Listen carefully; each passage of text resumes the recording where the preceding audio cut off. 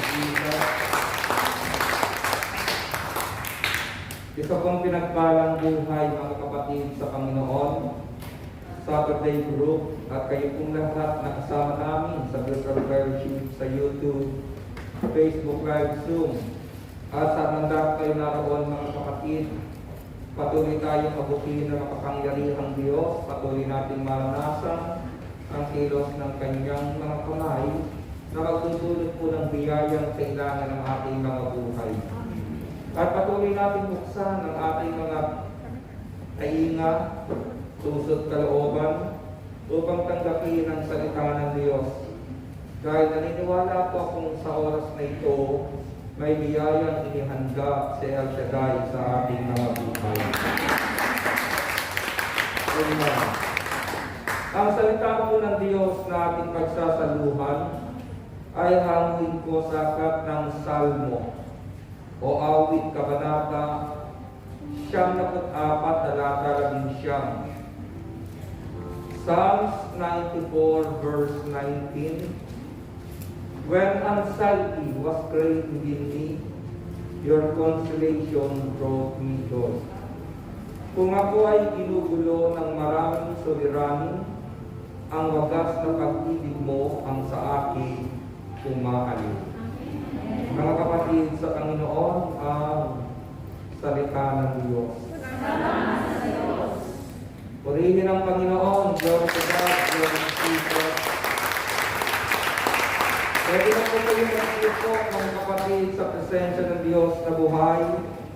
At patuloy po natin pasasalamatan ng Panginoon sa ganitong pagkakataon, panahon ng kanyang salita ay patuloy niyang ipapahintulot na dumating sa ating mga puso.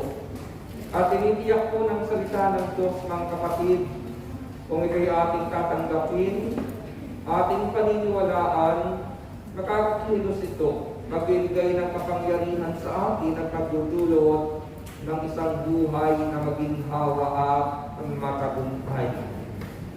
Ang ating binasa po ay mula sa aklat ng Salmo, sulat ni David. Bagamat si David ay isang haring pinili ng Diyos, isang hari na binibigyan po ng direksyon ng Panginoon sa kanyang pamamahala sa bayang Israel, bilang tao, dumaraan din siya sa maraming suliranin ng buhay.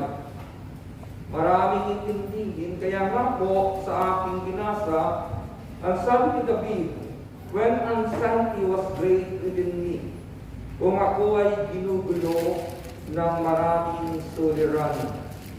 Kung papansinin po ninyo ang translation ng anxiety na binabanggit po dito ay maraming suliranin, mga kapatid, maraming intindihin, maraming mga bagay na dumarating sa ating buhay, minsan sunod-sunod, susun-susun. Sa tagal na ng buhay mo sa daigdig na ito, di mo na kayang bilangin kung gaano karami ang problema ang dumating sa buhay mo. Payag po ba kayo sa aking sinabi? Amen. Kaya ba ninyong bilangin ang problema ang pinagdaanan ninyo mula nang magkamalay kayo sa intindihin ng buhay? Ang sagot po ay hindi. Subalit sa kabila ng maraming suliranin tayong pinagdaanan, hindi po tayo nalugmok, hindi tayo bumagsak sa halin. Nakikita po natin sa gitna ng suliranin ito, kapag tayo'y nakatawid, sinasalubong tayo ng masaganang biyaya na galing sa Diyos na makapangyarihan sa lahat. Kaya kung dumarating po ang suliranin, mga kapatid, ano po ang sagot ng Biblia? Your consolation brought me joy. Ang translation na ginamit po sa ating sariling wika, ang wagas na pag-ibig mo ang sa akin umaalib. Wagas na pag-ibig ng Diyos ang umaaliw sa puso ni David, bagamat dumarating ang maraming suliranin ng kanyang buhay. Dapat ang verse na ito, hinihinampok ng ating puso. Kung dumaraan man kayo sa suliranin ngayon, dumaraan sa anxiety, problema ng buhay, anong sinasabi ng Biblia, dapat mayroon po tayong kaaliwan sa pamamagitan ng pag-ibig ng Diyos na nagmamaliw sa atin. Dapat lagi mong inilalagay sa isipan mo, may problema man ako, may Diyos na makapangyarihan sa lahat na nagmamahal sa akin. Iniwan man ako ng aking asawa at ipinagpalit sa iba, may Diyos na nangako sa akin, nagmamahal sa akin, na ang sabi ng Diyos na ito, hindi ako iiwan, hindi ako bababayaan.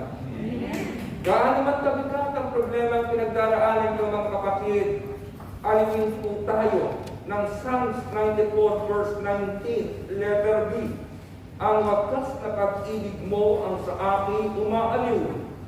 Ang pag-aliw po na galing sa Diyos, nagbibigay lugod sa ating kaluluwa. Bago po yung letter B, pag-usapan natin yung letter A.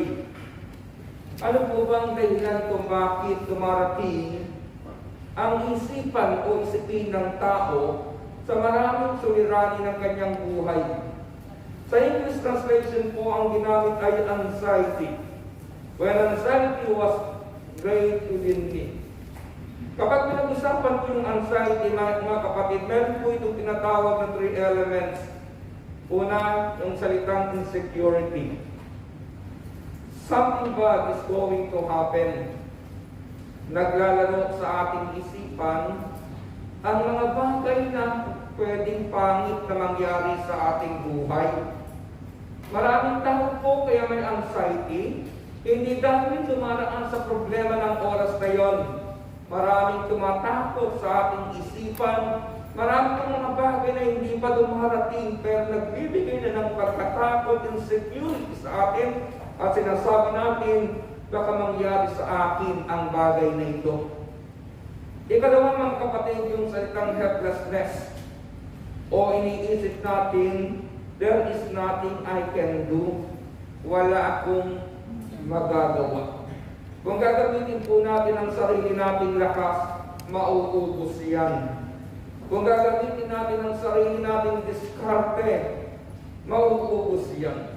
Subalit kung maniniwala po tayo sa letter B ng aking binasa, mga kapatid, ano man ang ating sitwasyon, di tayo mawawala ng pag-asa. Dahil alam natin, may Diyos na makapangyarihang nagmamahal sa atin. Amen. Ikatlong elements, mga kapatid, ay isolation. There is no one to help me. Alam ninyo, may mga taong kapag dumarating ang suliranin, nagkakaroon po ng self-pity. Sabi ng taong ito, wala nang nagmamahal sa akin, kaya ang kanyang gagawin, ihiwala yung sarili. Ayaw nang magpunta ng prayer meeting. Ayaw nang makapag-usap sa kaibigan. Nimis yung kanyang sarili, ayaw nang usapin, bakit ang bumukmuk na lang. Kapag ganito po ang sitwasyong ating pinagdaraanan, gagamitin ng demonyo ang ating sitwasyon at sasabihin sa atin ng demonyo, wala nang nagmamahal sa iyo, lubid na lang ang kailangan mo. Pero ang mga anak ni El Shaddai, kahit mabigat ang suliraning ating pinagdaraanan, ano ang sabi ni David? Alimin tayo ng Diyos na umiibig ng wagas at labis sa ating buhay. Sa 1 Kings chapter 19, meron pong isang lingkod ng Diyos, propeta ng Diyos, na dumaan sa tinatawag ding anxiety ng kanyang buhay. At baybayin po natin ito mga kapatid. At mula sa istoryang ito, ay pagnilayan natin paano tayo makaalpas sa ganyang sitwasyon. Sabi nga ng isang preacher na pakinggan ko, kung may pinagdaraanan ka sa buhay, dumaan ka lang. Huwag kang tumambay dyan. Dahil kapag tumambay tayo sa mga pinagdaraanan nating bigatig ng buhay, sisirain po ang ating disposisyon. Pero kung daraanan mo lang iyan at magpapatuloy ka, nakakarating tayo sa inihanda ng Diyos na biyayang naghihintay sa atin. 1 Kings chapter 19, sabi po dito, nagitnit sa gahanit si Reyna Jezebel, nang isalaysay sa kanya ni Ahab ang ginawa ni Elias, pati ang pagkamatay ng mga propeta ni Baal. Kaya nagpadala siya ng isang sugo upang sabihin kay Elias, ito rin at higit pa sa rito, ang iparusa sa akin ng mga Diyos kapag bukas ng ganitong oras, ay hindi kita napatay tulad ng ginawa mo sa kanila. Natakot si Elias. Ito ang pintuan ng pagkabalisan ni Elias, ang sayti ng kanyang buhay. Sabi dito, natakot si Elias kaya tumalis siya. At nagpunta sa Berseba sa lupain ng Juda, iniwan niya roon ang kanyang utusan. Tignan niyo mga kapatid, yung tatlong elements po na binanggit ko sa inyo, insecurity, helplessness, isolation, mas tungkungan po namin sa sitwasyon ito. Natakot si Elias kaya tumalis siya nagpunta sa Berseba, sa lupain ng Juda. Iniwan niya roon ang kanyang utusan. At mag-isang pumunta sa ilang. Pagkatapos ng maghapong paglalakad ay naupo siya sa lilim ng isang puno ng retama at nanalangin ng ganito, Yahweh, kunin na po ninyo ako. Ako po'y hirap na nais ko na pong mamatay.